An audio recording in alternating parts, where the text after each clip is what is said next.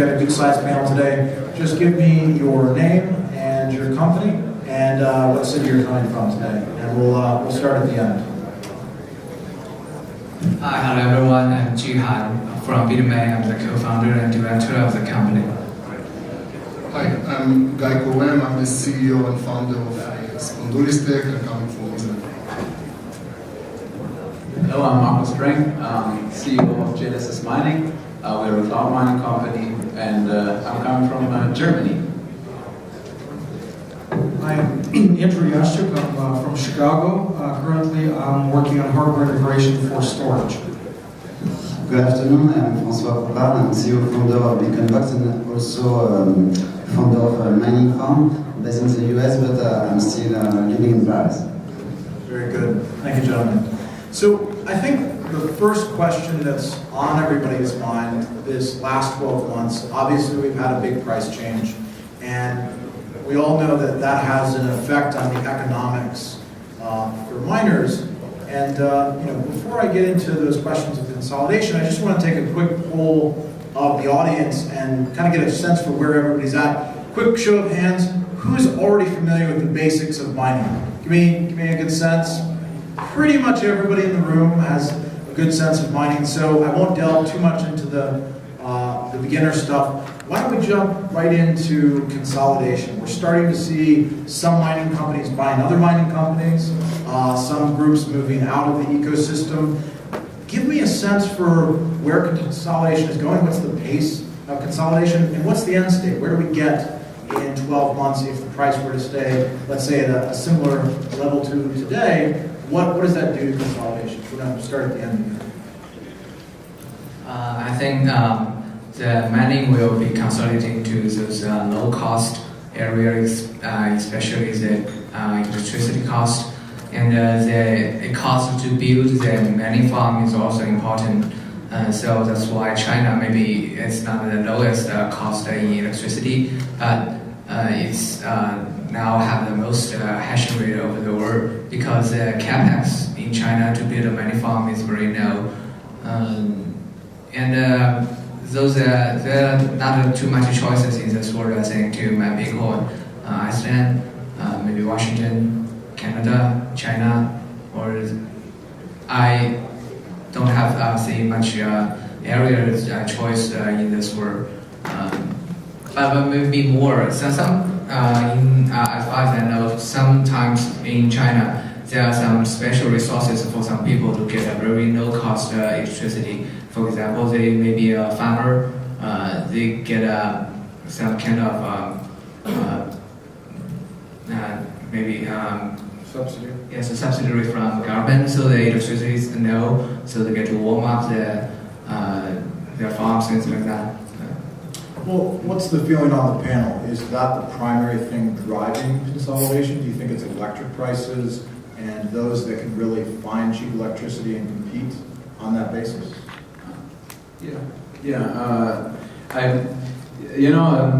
A year ago when the Bitcoin price was significantly higher, electricity prices were not that efficient, were not that significant for the whole calculation of mining. But now, since the price dropped quite significantly, it is the component that determines your competitiveness in the market, and this is also the component that drives the consolidation in the market. So there is at the moment a kind of war on the electricity sweet spots on the planet. Everybody wants to get the most efficient places, and companies like Genesis Mining or others established player in the market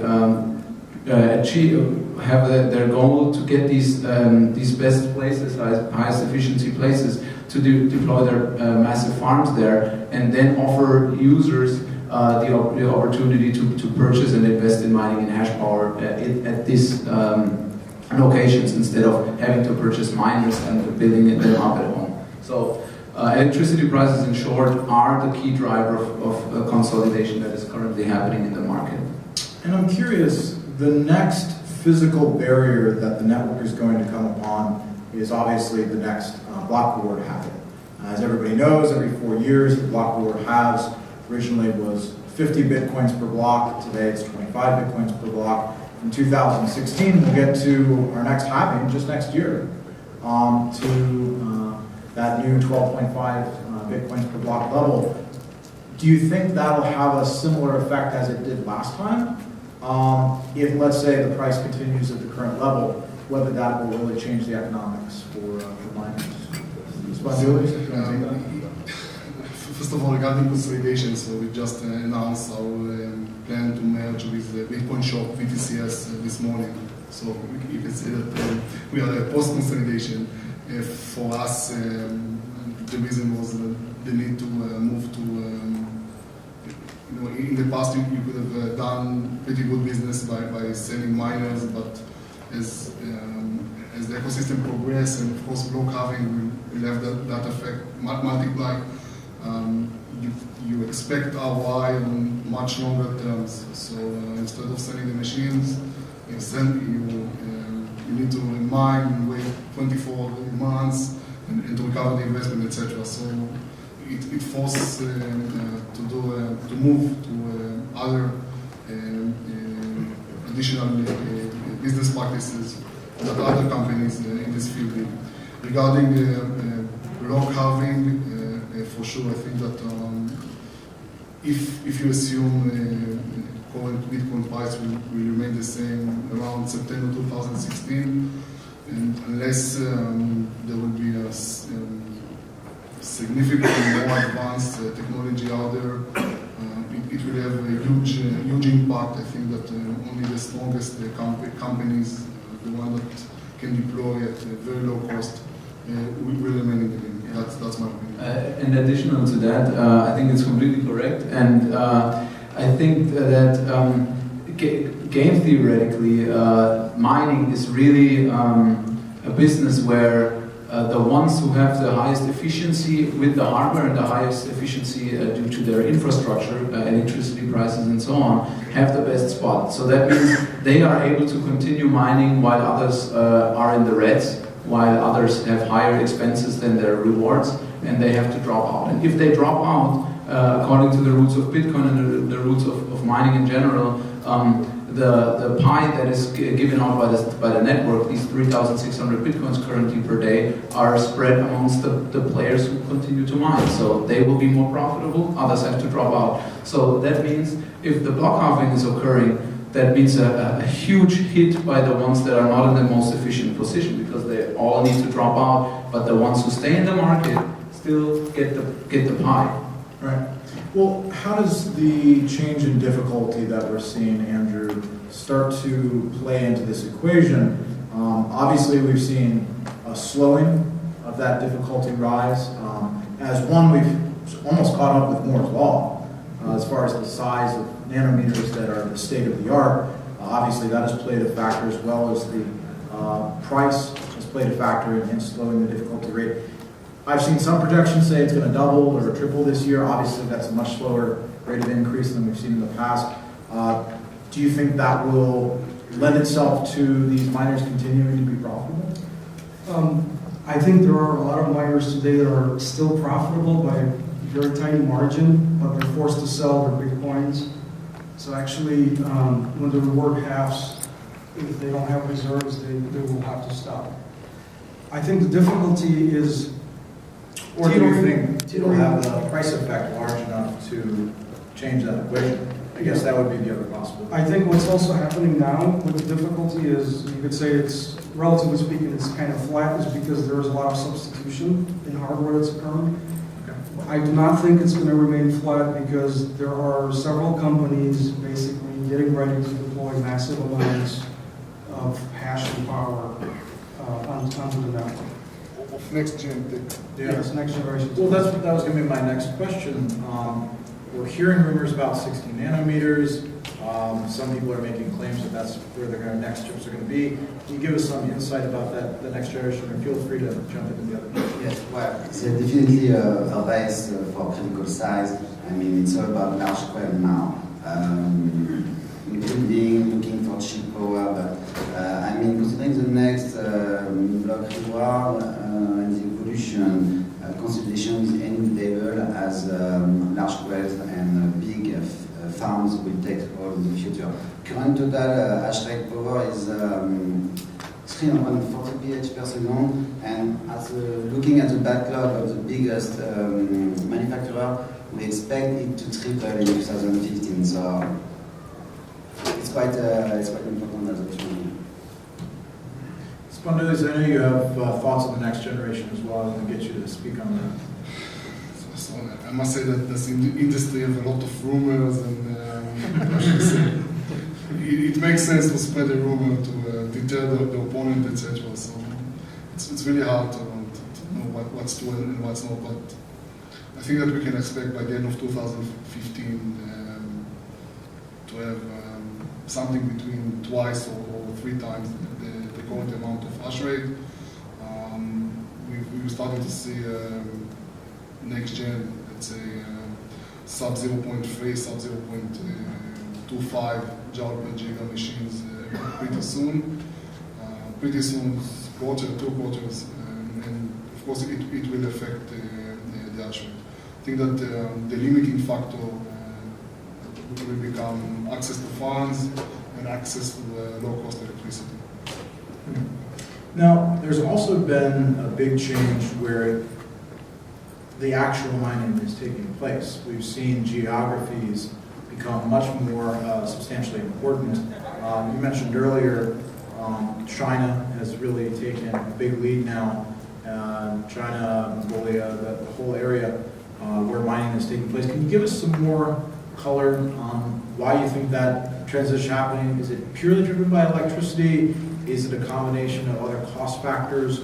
Or is there some, as you said, subsidy or something that's really driving that behavior? Yes, it's a combination of cost.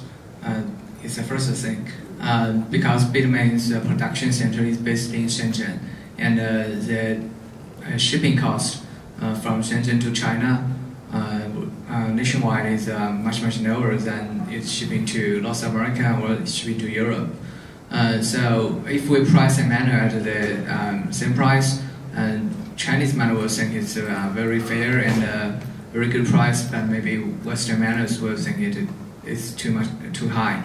And right now in the market, maybe Bitmain provides a dominant choice for the miners.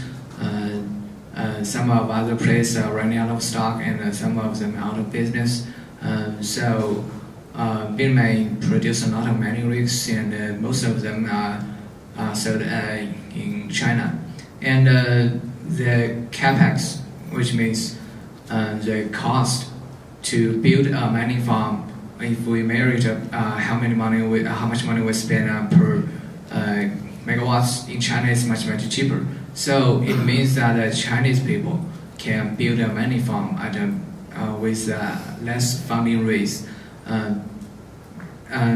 But this is not the case in US or in Europe.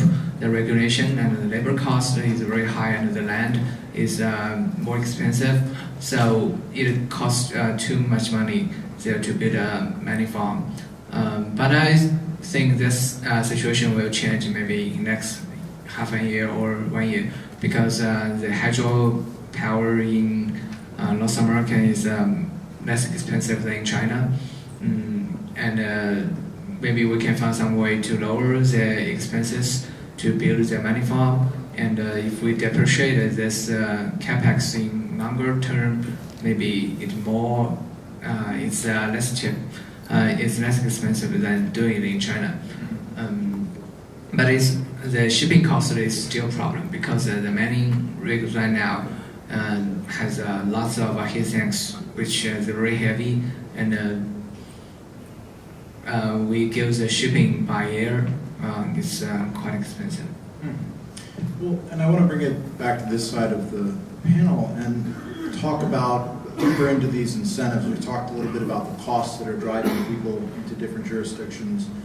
We've talked about the technologies and advancing, and everybody's competing to get the smallest and intermediate. But I'm interested if folks on the panel are starting to see other revenue streams that people are proposing or exploring. There's been talk of financial institutions that may be interested in getting involved or working on top of the Bitcoin rails have a vested interest in running some of those nodes, conducting some of the mining, not necessarily even for the Bitcoin, but for being participants in setting policy of the network. Would you speak a little to that, if you're hearing about that, if you see that as a potential in the future? Yes, actually there are several banks. It's not very, very public, but they have been investing tens of millions in mining hardware. And beyond that, I would say there is a need for hedging because there's a strong pressure on the margin of the mining farms and operation. So we are seeing some new trading instruments like turbo warrant or contract for difference being used on a more common basis to protect the margin against price fluctuation of Bitcoin. And last year the drop has been tough for many of the mining operations. That's a pretty incredible statement. You're seeing that there are banks out there that are starting to take an active interest in mining. Are they, from what you've heard, interested in mining themselves, or they're partnering with existing companies? So are providing the capex or the debt to set up the operation. So they're getting involved in the investing side of the At the mining. beginning of the life cycle of the machine. I can tell from my own experience. I mean, we have funds that invest in us, and that upgrading their hash power or investing in mining, and they're frequently, routinely upgrading their stock. So, and that's quite significant amounts of money that is flowing in there. And outside of that, I also know that from bigger financial institutions that want to leverage in Bitcoin and searching for a way how to enter the market the most efficient way. We also have partners that are looking for us to buy significant amounts of Bitcoins over the counter. So they say they don't want to go on an exchange. They go to us directly and buy Bitcoins that we freshly mined straight away, without letting anybody know. So because buying on the market would immediately mean impacting the price, buying over the counter means no impact of the price. Is there any interest on that front when it comes to having coins that have never had other transactions involved? Is that, virgin coins that reduce the regulatory risk? Is that part of the thought process for them? I think it's more directly financial oriented discounts or basically saving money and getting assured liquidity over a time without influencing the market. But I know it's right, there is a component to it that some businesses prefer to have freshly mined coins. So Marco, the price is not going up because you're doing OTC deals instead of selling on the exchange. Thank you. Well, I want to get into another aspect here. Probably most of the audience familiar. How many folks familiar with cloud mining? Cloud mining aspects? Okay. So we've also seen as the individual miners have moved out of the market of home miners, if you will, it's becoming an industrial mining game. There's also been a lot of people, I want to use cloud mining in order to still be part of this. But we've obviously seen a number of surveys. Many of the cloud mining projects have been accused of running schemes where they don't have as many Bitcoin as they claim. I want to challenge you guys to, where is the solution here for individuals that want to be involved in cloud mining? How do they know and how can they differentiate between groups that are going to disappear tomorrow and groups that can actually prove that they're doing the mining they say they're doing? Andrew, do you want to start? Yeah, sure. So I think the short-term solution would be some kind of physical audit, the traditional way. Long-term solution, I think it would be important for ASIC manufacturers to design the chips in such a way that the miner who's purchasing that mining contract can have cryptographic proof that their mining contract is running on X number of physical chips, and it is their contract. Right, correct. I think that's those are very important points. I want to give some more points for the short-term future. For example, especially now, because really this the cloud mining market suffers quite some reputation because there is a lot of growing fraud occurring. because you have to see. I mean, it's a very profitable business for someone who want how can I say, to do fraud and to get a lot of money anonymously. You know, I just to explain that to everybody, because it's very critical. For example, someone who says, I want to run an anonymous business. It's a perfect way to start a cloud mining operation. Anonymous. Don't buy any miners. Take money from the clients. Claim that you are mining, and then paying out everyday coins to the clients as if they would mine. Roughly the similar amounts, or give them eventually even an unrealistically higher reward, and they think, oh, those operations have magic machines. They're even more profitable than the real ones. And that, of course, drives and spreads word of mouth. Hey, I'm approaching my ROI already with this operation, but in the end, there is actually nothing in the bag, and it's just a pure Ponzi. And we have seen that quite a lot in the past. Operations have started, grown extremely fast, and collapsed after 3 months, and just ran away with all the money of the clients. And they have nothing to lose. They are anonymous. So they started. They make a pseudo-anonymity, they register the homepage under a pseudonym, and then when they have enough money, they just shut it down, run away. And it is so crazy, actually, and so cruel that there was one cloud mining company that made the same scheme, and in the end, they played a song, Leave It Go or Leave It Be, or something like that, on their homepage, and just vanished.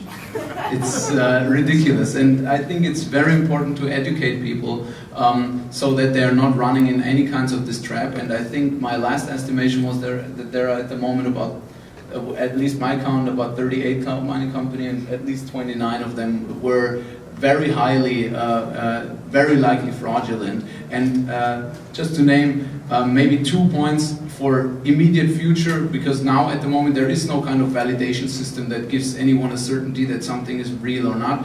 I think it's now really depending on the customer, and I think maybe those, maybe the most important points to recognize and not go into fall into a trap is, first of all, does a cloud mining company show pictures of their miners and farms?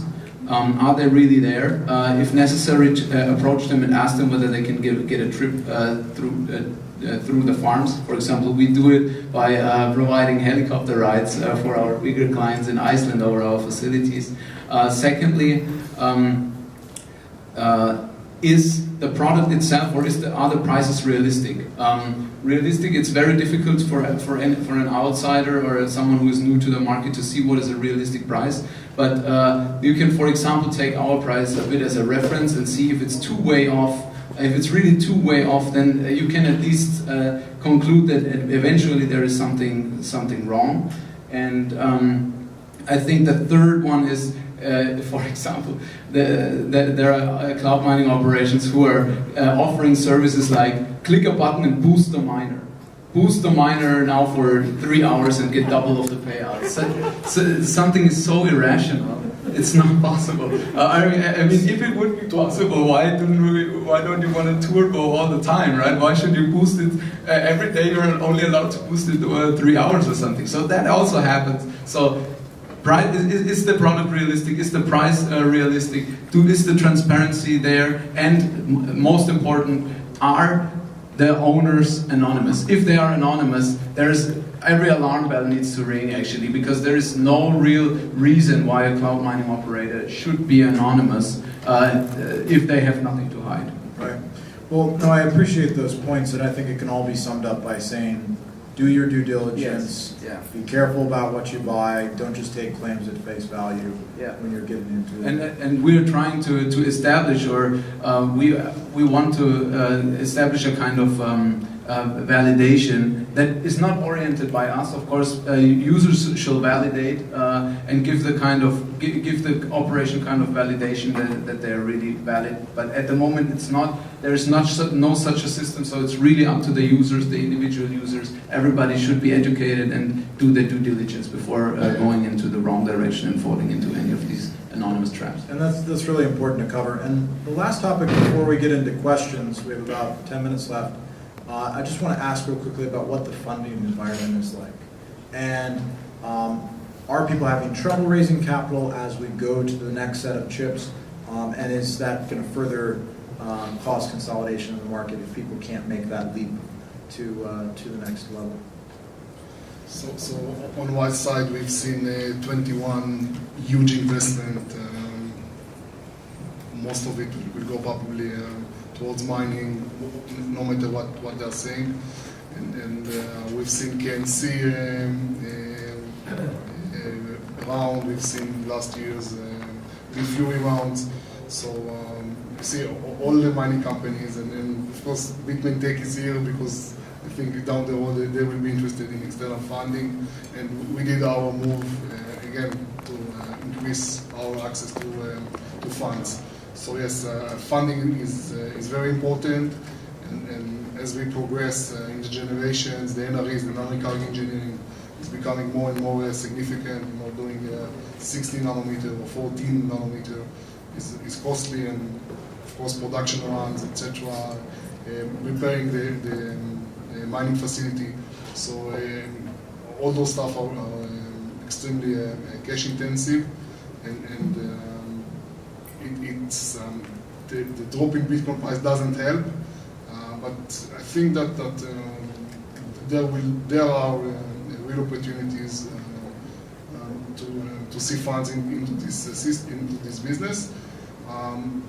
The issue is that a lot of the funding opportunities or the people that to invest are looking at the short-term ROI, which, for example, Genesis Mining is better equipped. You know, we give you money, you give us down the road such and such percentage, and versus doing hardcore development into a chip design, etc., which is more risky business. Yeah, but also on that, I think we all agree mining shifted from last year within a 3 months period of ROI frame into a more longer time frame investment.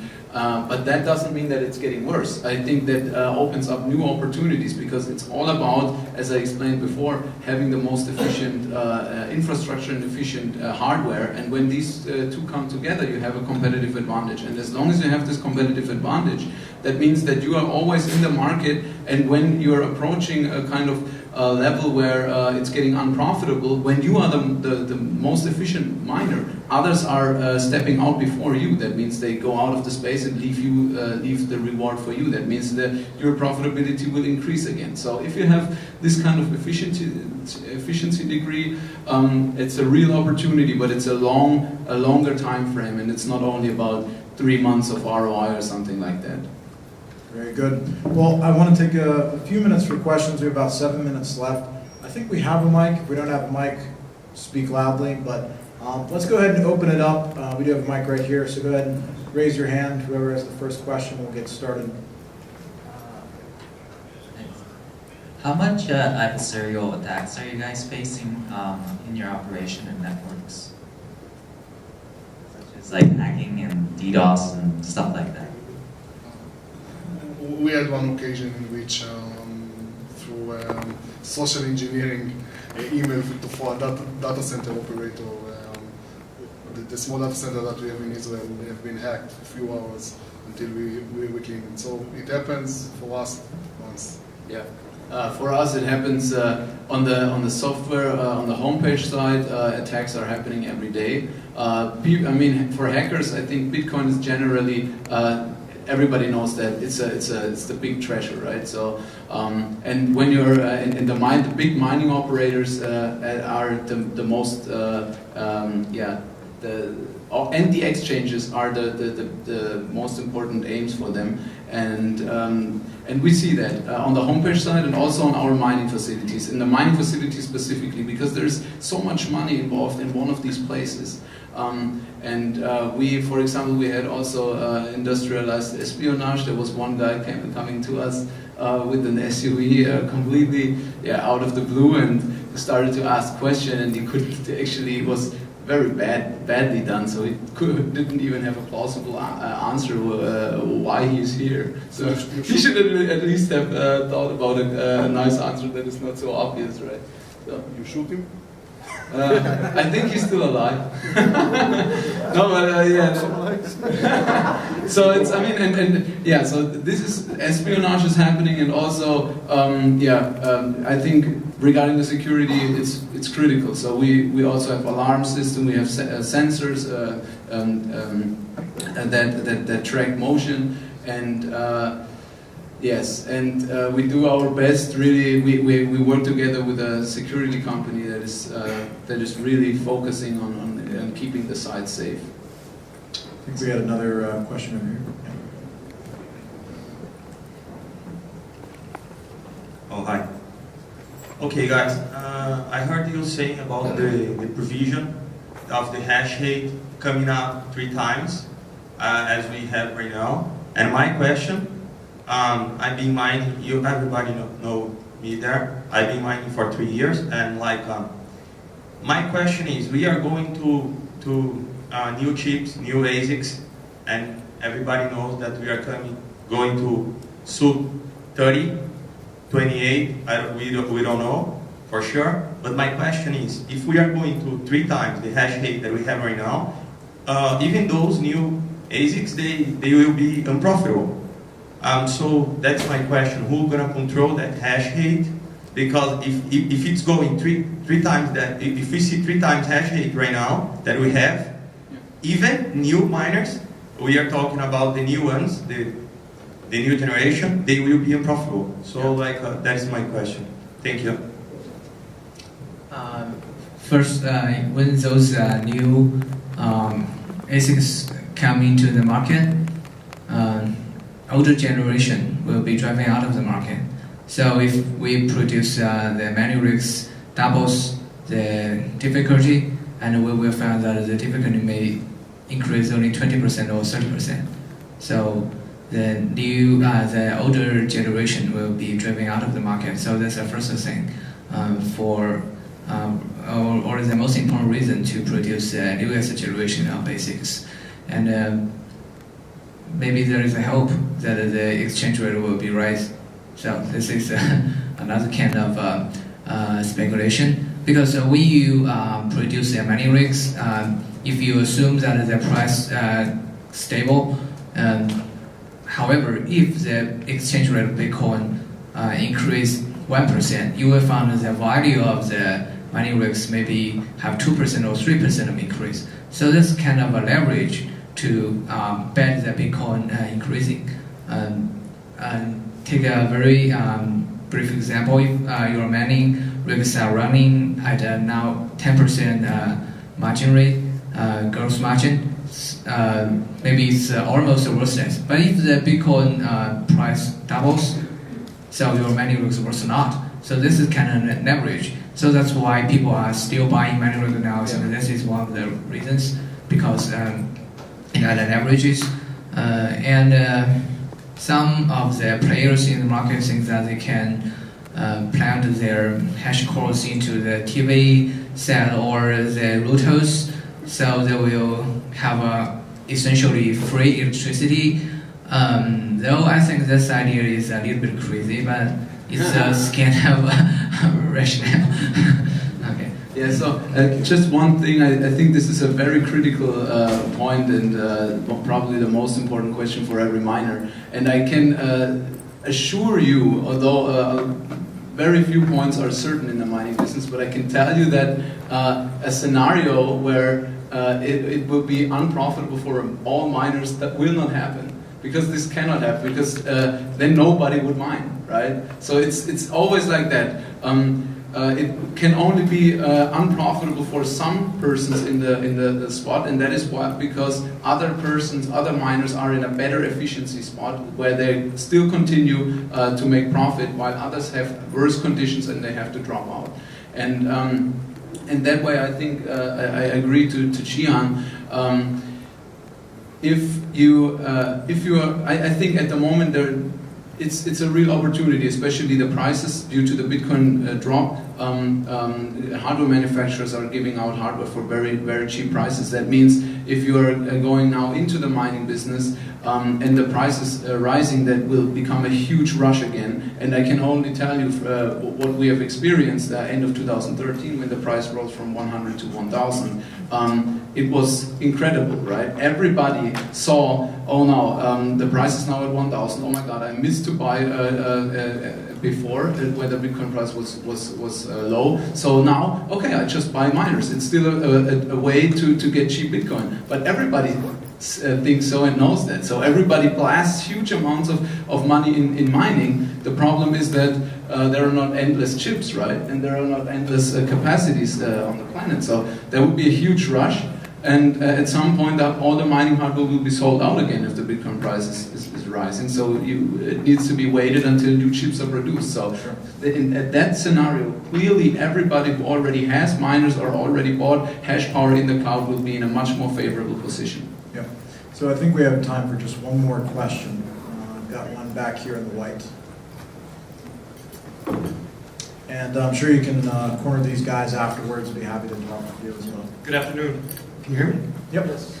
My question is, if all this development, if it benefits chip development and electricity production outside of Bitcoin in general. Will we start moving Moore's Law forward? It's a good question. Who wants to tackle it? This question, I think it is a very long-term question. That I think if the coin do not mine, we cannot see a signal that people are putting confidence, real confidence, into this coin. So lots of coins are doing POS or some other kind of algorithm that don't need to mine. But then you cannot find any evidence that people are very confident about this coin.